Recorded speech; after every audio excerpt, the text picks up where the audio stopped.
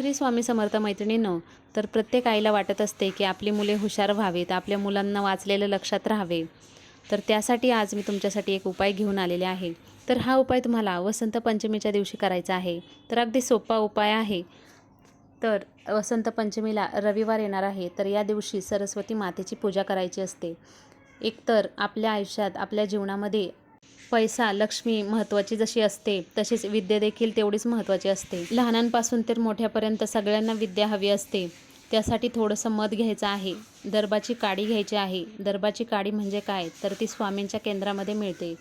जे उपाय करतात त्यांना हे माहीत असेल, पण ज्या उपाय करत नाहीत त्यांच्यासाठी तुम्ही तुळशीची काडी किंवा सोन्याची अंगठी असेल किंवा सोन्याची कोणतीही वस्तू असेल तर ती तुम्ही इथे घेऊ शकता। तर ही वस्तू तुम्हाला मधामध्ये बुडवून घ्यायची आहे आणि मुलांच्या जिभेवर यम असे अक्षर लिहायचं आहे। तर या सेवेने काय होते, तर मुलांची बुद्धी तल्लख होते, जे वाचलेले आहेत त्यासोबत त्यांची स्मरणशक्ती देखील वाढते आणि मुले हुशार होतात। तर या उपायाने मुलांची एकाग्रता देखील वाढते। तर हा उपाय तुम्ही करून बघा आणि कमेंट करून सांगा। व्हिडिओ आवडला असेल तर लाईक, शेअर, सबस्क्राईब करा। धन्यवाद।